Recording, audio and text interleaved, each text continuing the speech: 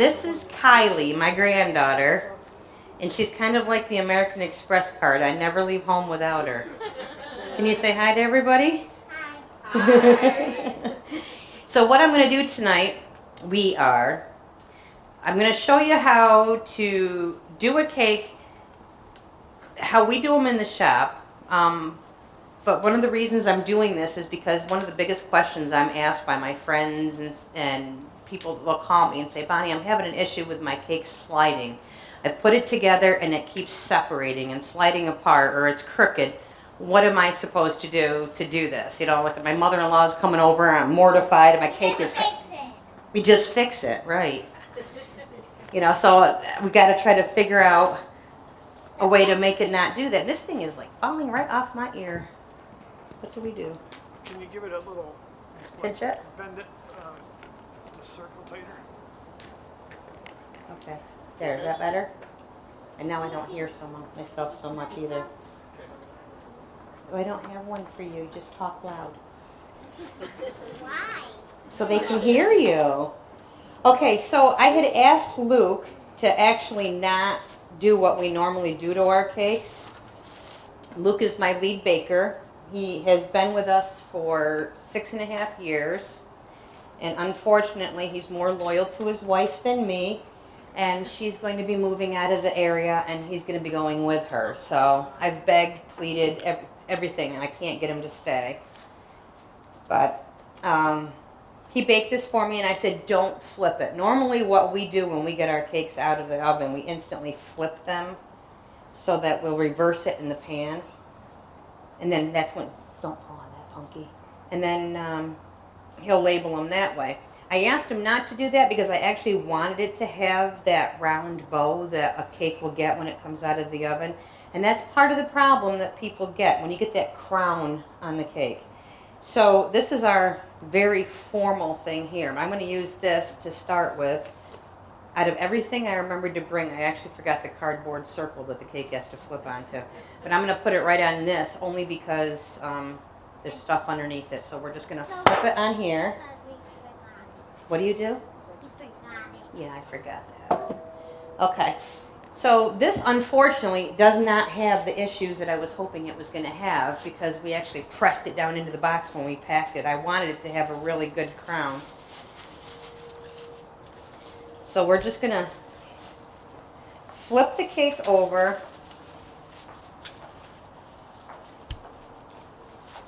And we'll trim this part right here. It's just, even though this is pretty much level at this point, but you can see that it's got a little bit of a crown. We're going to take that off. This is the part that we all test the cake to make sure it tastes okay before it gets out to the customer. We all eat that part. That's why you'll never see a skinny baker in our shop. We make sure our product is right. Okay, so I'm going to flip this over with the top. The crown is going to now be the bottom. Okay, a lot of people think it goes the other way, and we're going to flip it because you've already flipped it onto your cooling rack, so then you think you're flipping it back over. We're going to make it so that, is that right? Okay. We're going to put it on here so that now it's nice and level in this part. You need gloves on? They're right there. There's little ones for you. Okay, so the other thing that I don't have any, I didn't bring the filling with me, but I'm going to show you what it would be like if we were to put the filling in it. Well, we'll put some chocolate ganache in the middle of it. That'll work. A pastry bag, what we're going to do is make a dam that goes around here. This is what's going to prevent your filling from oozing out of the cake, whether you're doing you can take a jar of raspberry preserves, whatever, but you know it's going to slip and it's going to slide. The dam is going to prevent that from falling out. So what you want to do is you want to come in about 1/4 of an inch away from the outside of the cake. And the reason we do that is so that you don't have a blowout when you put your top layer on and it presses down. And I go around a couple times. Just if I was to do like a really thick filling, I'd go around a couple times, but my ganache isn't going to be that thick. Can you see how it's got a border here? So when I put my top layer on, it's not going to push out that buttercream. Now we use an Italian meringue buttercream, and This is what we call our Euphoria buttercream. This is what makes one of the many things that makes us stand out from the grocery stores or the big box stores. This is why shopping local is so much more important. We make every single batch of filling. We make every single batch of buttercream. You can have whipped cream, you can have continental cream, you can have different icings, but our buttercream is done with butter. Surprise! It's not better cream out of a bucket. We actually whip eggs and sugar, make a meringue.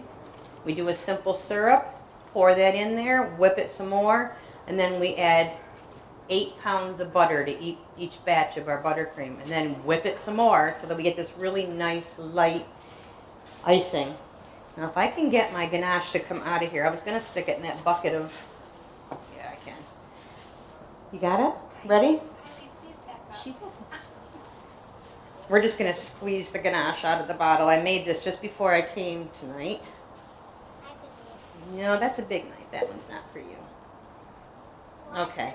Anybody know what ganache is? I could do this, Gigi. Besides Gigi, I could do this. chocolate and heavy cream, yep. And we heat the heavy cream up, and then we wait a minute. I'm gonna have you do something in just a minute. We heat the heavy cream up until it gets to scalding, and then we put the chocolate in, and then let it. That's for the side of the cake, so don't touch that. We let it sit in there for a little bit until it starts to melt, and then you just whip it, and you get this decadent deliciousness. If anybody had the Italian flag cake out there, the ganache is actually what was on top of that cake too. What kind of chocolate do you use? We use Calabo, and we get it in from one of our vendors. Is it dark chocolate? It's a semi-sweet, yeah. Okay, Tom, did you see how I just blew that part over there? If this was to come out of the cake, one of the other reasons that you do it so that you have that border, it gives me a space. If this started to ooze out, I could cut in and refill. And I could put a little spot of more icing in there. The great thing about the buttercream, it actually has one great thing and one not so great thing. The great thing is it sets up nice and hard and solid, and it makes it really... Set it all up. You set it all up, yeah. But the other problem is it sets up. So when it's cold, it's not as delicious as most people are used to having. So we always tell our customers when they get our cupcakes or whatever to let them come to room temperature first. Okay, so now we're going to put the other layer on top, and we'll check this one out to see how... Let's put orange in it. We're going to put orange flowers on it, yeah.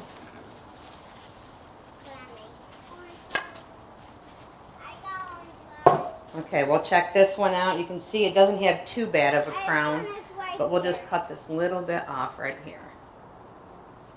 Just to level it off. We don't need the orange yet, Paul. You gonna get it ready? Okay. All right, again, flipping it over so it's in the same direction.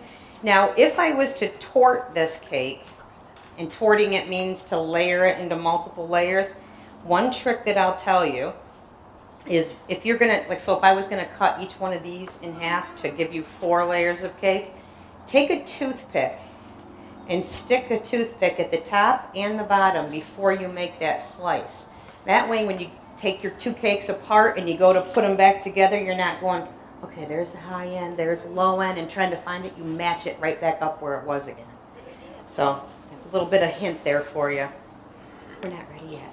So now I'm going to go around with my bag, see how I have my border, and I'm going to fill this in because I don't have anything that blew out on me. I'm just going to fill it back in. We're going to do a really quick crumb coat. And a crumb coat is just that. It's to seal in the crumbs to prevent them from coming into your icing when you actually do your final icing. So we'll just take my handy dandy jar of buttercream here. And you'll notice our buttercream is pretty white, but we're really fussy about which company we get our butter from. But it is not a pure white because it does have butter in it. So we have people, sometimes it come in and they want their icing white, buttercream isn't going to give them that. We do have the confectioner's icing, which is considered, like we call it the sweet white. And that's like the old-fashioned bakery icing from way, way back. Like Elk's Bakery, they used the confectioner's icing. So what I'm doing now is I'm sealing this in by just going around and making sure that all of my crumbs are going to be locked, so that when I come back around again and put my final coat on, I'm not going to grab all those pieces of crumb, because there's nothing worse than you're going in and you're icing your cake and all of a sudden you've got all these crumbs that you can't get rid of. And you just keep putting more icing on and more icing on, trying to make them go away. And okay. Now I would normally take this and put it in the refrigerator for 10 to 15 minutes so that it sets up, because like I said, our buttercream will actually harden, and then you can do a lot more with it, especially when we use fondant on top. It's nice. Can you put this keep it from going into the house? You could, yeah. Just a couple minutes. Okay, so I'm gonna. You do. Where's the? Now this is something that not everybody has, but I recommend getting one. This is called an Easy Ice. This tip, it's huge. Can you see it? I don't know where the camera is. This is going to make icing a cake so much easier, and it's definitely worth getting one of these things. You can get them at like probably AC Moore. So I actually, the very first one I ever got was at House of Treasures. But now I get them from my vendors. If you want one, you want me to order you one, I'll be happy to get you one, because they're not very expensive, but they make life so easy. You just take your pastry bag and you cut a wider cutting on the end of it. And you don't need the coupler, like in a normal pastry bag. This has a coupler and a coupler ring. This doesn't. That's one of the only things is you can't change it out. Like you can't switch colors with the bag or switch the tips for designs. You just have lots of them in lots of bags, that's all. And I'll show you how much easier this is to do.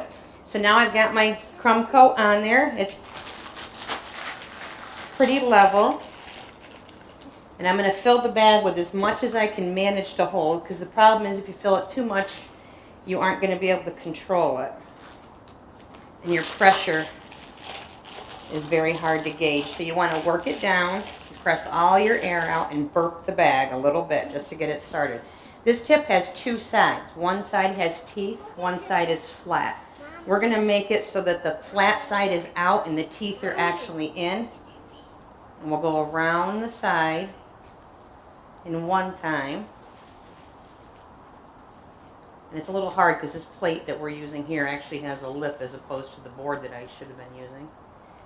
Okay, see how simple that goes around the bottom?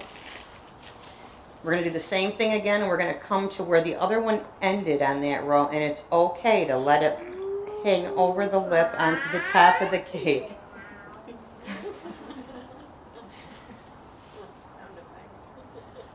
She sounds like her brother. Ooh, wow.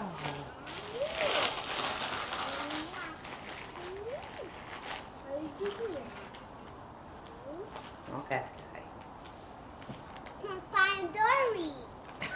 Is that from Finding Dory? She's speaking whale. Oh. Okay, get your face back away from the cake. Find Dory again. Okay, so we're just going to go around. And everybody thinks they have to use the spreader for the top. You have one of these, you just keep going and until you finish the whole thing. And if you have your assistant turn the tray while you're going, it's supposed to be easier. Okay, so we're just going to real quick give it a simple spread here. And you'll see that there are some spots where this is going to be difficult to do with that side on the cake, but we're going to try it.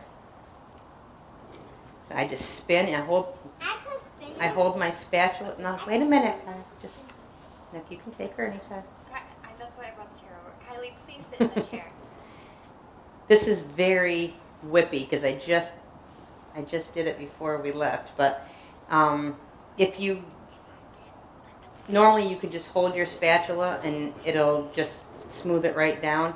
Just know that you're going to build up a crown in the center, so you want to come across the top that way. This is another thing that we use at the shop, and I'm going to see if I can do it because I have this lip. But the easiest way to do it is to just go around the sides like this and let this do the work for you. I can't see what it's doing over there.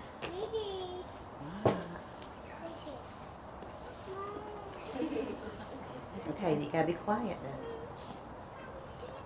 then. All right, just leave her. Okay, the icing is halfway warm, halfway cold right now, so we're not getting perfect, and I can't get in because of this thing down here, but you should be able to come and get that to be perfectly smooth with the buttercream. If you ever have any issues with it, the best thing to do is just hold your spatula underneath hot water, and then when you go around, it'll actually melt it right into place. Of course, right now we're going to deal with this not wanting to do it only because it's right here. And this thing here, I flip right around with it on a level edge, and it makes a perfect edging on there. So just try it at home. Okay. So we're just going to pretend that this is all perfectly smooth right now, and that I was able to actually get into those edges without that lip being on there. And then we'll just do a couple of decorative things. So we'll start off, first of all, you want to start by writing on your cake. One of the things you'll find is if you do all your flowers first and then you go to write, you can't write. And that's why you see those, what are those, that book, cake wrecks? You know, you see the Walmart cakes and stuff where they have the words going up over the flowers. So do your writing first and then decorate around it. That way you're guaranteed to make sure that you have enough space for your message. And be really careful if you ever get into cake decorating that you read your notes well on what they're trying to say. When the one person writes the name down and somebody else is actually doing the work. So in little letters, you don't really have to write that on the cake. We had somebody one time that they had added nice because they wanted it to be written in the script, so they added it to the end of somebody's name. They put the word nice. Well, there's a lot of really unique names out there right now. Well, that kid's name became something blah, blah, blah, Nice, you know, N-I-C-E at the end of his name, and they're like, what is that? You don't know. I mean, there's a lot of different names with hyphenations. Okay, so we're just going to write really quick. We'll put happy birthday on this. Just, well, we will.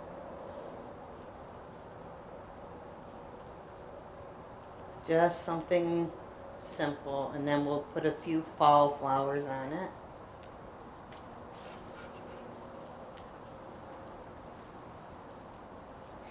Okay, let's do our borders now. See, so now I know the space that I have that I can actually do my flowers on.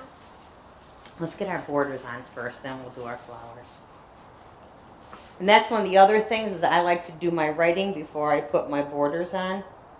And because if you put your top edging on and you hit it while you're writing it, your pastry bag bumps it or something, then you got to take it all off and do it again or try to fix it. So I like to give myself as much ease as I can and then come back and do all the other parts to it.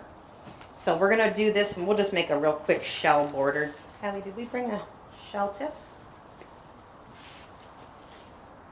Yep. This is one. It's a star tip that we're going to use for this. I am not used to wearing the gloves during this stuff. I put that bag on tight. We'll fake it with this one. This is just more of an open star, so we'll get a different kind of shell.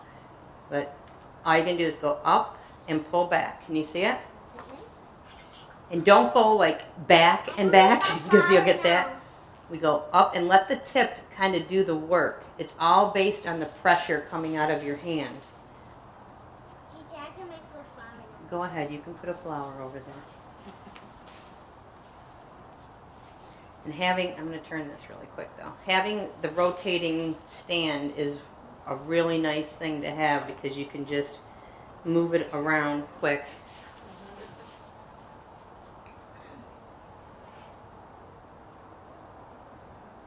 Normally I would turn the thing, but we don't want to interrupt Kylie's flower over here. And then we'll put some down on the bottom. And if I was to do a, say I wanted to do a swag or something, I would normally put the swag on the side before I put my border so that my border would finish and clean the top of that off. Okay, can I turn this now? Oh, you wait till you guys see what she's doing. It's amazing.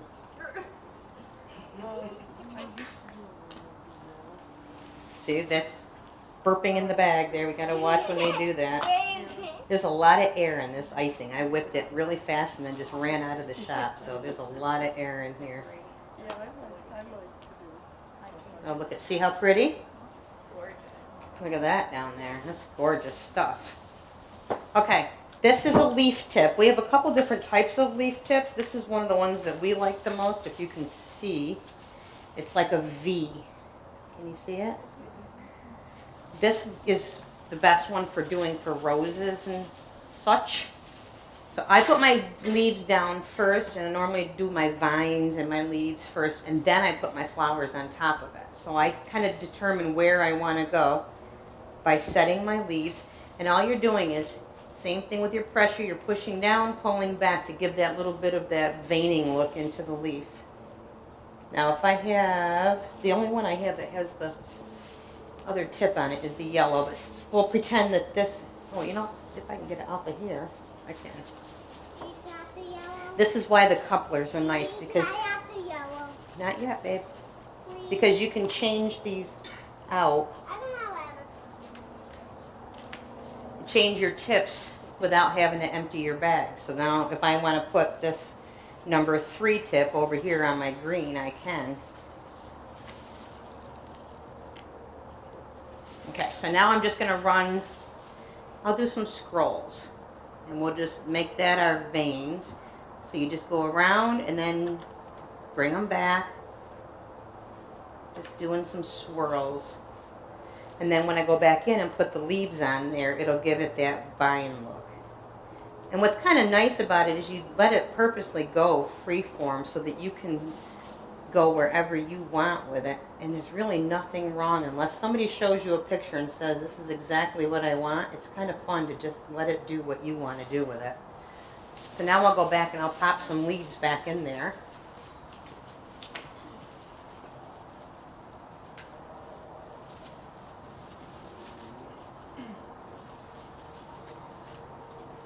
Which one are you putting in? Here. No, I want one of these. Put one of these on it. Okay, so now right here in between, I'm just going to pop some leaves, just like a regular vine would have.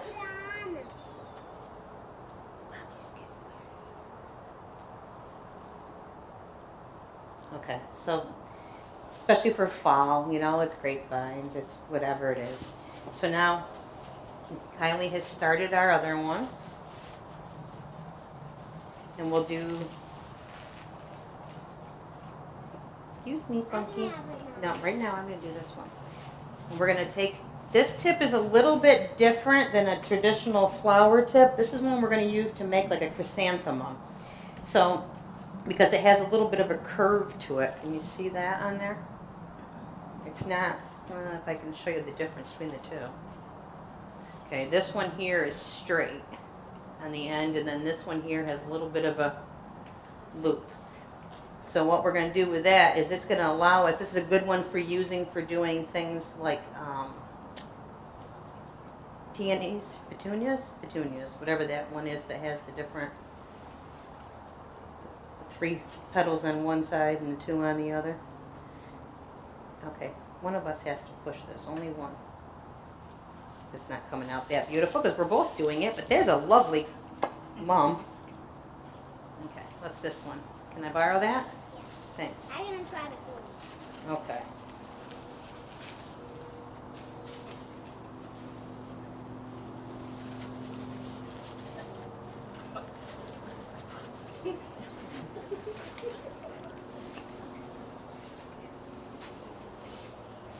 At the bakery, she is allowed to do this, but she gets her own cake to do it too. It's not usually one that everybody else gets. Okay, so I'm going to take a flour nail, and all it is literally just a nail with a top on it, and I'm going to make a rose, and we're just going to build ourselves a base.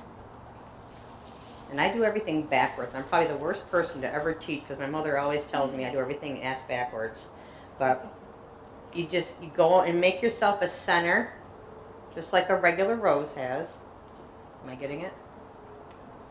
And then you go 1, 2, 3, and then you go 1 on the next layer down, 2, 3, 4, and 5. And you should come back to where you started. Take your little handy dandy scissors. This icing is so soft.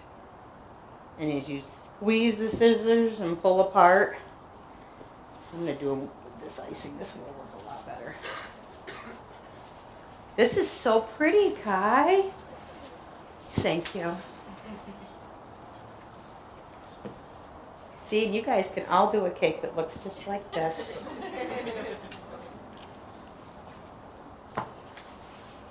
Okay, are we ready? Are we almost done so we can cut it now? Okay, we're almost finished. I'm going to use this bag here to show you, this buttercream, to show you a much better rose than those icings that are, all right, the heck with that. We're done with those for right now.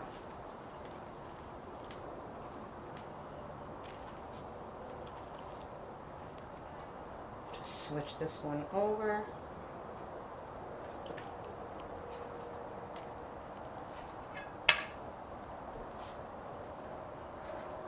All right, the buttercream works so much nicer to make the flowers. See how it stands up much better than the other icings that have gotten very warm being in there. That's okay, we'll fix it. Then we're just going to go around and build a nice tall flower that's not falling down on us this time. And take the scissors. And these scissors are, you can get these anywhere too. They're a special kind of scissor that actually is meant just for doing cakes. They come apart. And as you put your flour on, you squeeze together and pull back. Okay? So, do you need any sprinkles on it? Yes. You ready, Kai? This is your part. Oh boy. You're going to have sprinkles. Up, ready? Up on top. Voila! There we go. Okay, does anybody want to eat cake now? You do? Okay, we ready? Let me show you one more thing. This is, when we tell you how many cuts you can get from a cake, this is a neat thing that people don't realize. You probably assume that I'm going to come over here and I'm going to take this cake and I'm just going to, okay, basta. You're going to cut right here and do this normal big piece and you're making pie cuts, right? Well, it's not a pie, it's a cake. So we're not going to do it that way. We're going to start by giving ourselves one right in the middle. All right, that's enough. And then we can go around. And you know how you always struggle because all those pieces are always falling over? You won't have that anymore because now your piece is much more manageable. You want to bring them over this way?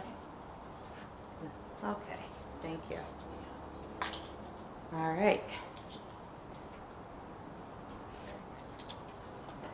So now you can cut your pieces like this, and in your centers, you still have that whole thing left in the middle.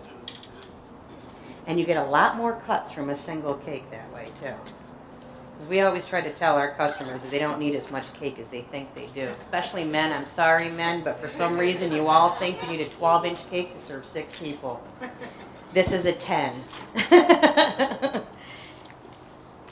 But a 12-inch cake is a big cake. We always tell them, you sure you need one that big? Well, we like cake. That's why you're going to be eating cake for 2 weeks. Nothing wrong with it. All right, well, I hope you learned something from us here tonight. How fun it is to do this with a 4-year-old. Ta-da!